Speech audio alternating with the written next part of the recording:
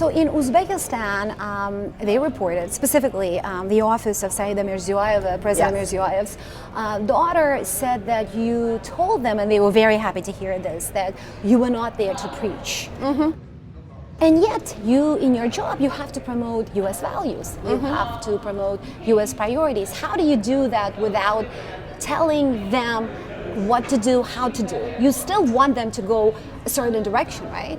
Well, so what we do, and this is something that Secretary Blinken has been very clear about, is this is a partnership of equals. We sit at the UN together. Uzbekistan has one vote, the United States has one vote.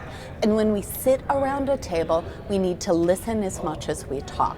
And this was consistent across all of our conversations on all of this travel, including Nepal, where we say, we don't have all the answers. The United States needs to approach with humility and understand we have as much to learn as we do to share. And I think that that's important wherever we are in the world, is that the United States approaches as partners. Countries have a choice with whom they partner. The United States needs to be at the table. What was one thing that really kind of struck you when you talked with President's daughter? I would say her expertise and her passion for her country. We talked about a range of issues, women's rights, gender issues. We talked about the importance of media freedom. We had a great conversation on disinformation and how it impacts citizens in the United States as well as citizens in Uzbekistan.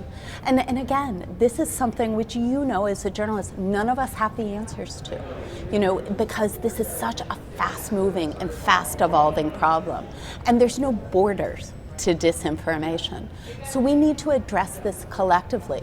How do we make sure our citizens have the tools they need to be able to identify it, to be able to get the facts? And this is something that we've focused on quite a lot in that meeting.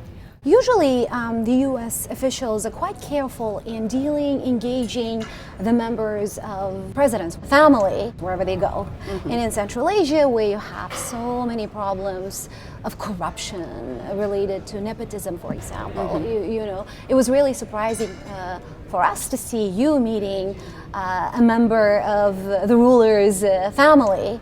Are you comfortable doing that? I was very comfortable meeting her as head of her foundation, which is doing remarkable work, not only on women's rights, lifting up women business owners, and also media freedom. You know, this is someone who's very passionate and very engaged on the subject, and I'd like to think the United States will always meet people who care about the issues as much as we do. So you see her as a relevant person in the system. And very quickly on Russia. How do you envision you working with the Central Asian governments who are not really doing well, as you know, in terms of media freedom or openness or reforms? Things are quite slow and things are pretty much in the negative. These are one of the most closed societies in the world still. How do you imagine working yourself with them to counter Russian disinformation? So I think it's how do we work with anyone to counter Russian disinformation? And this goes back to what we talked about before. No one's got an easy answer on this.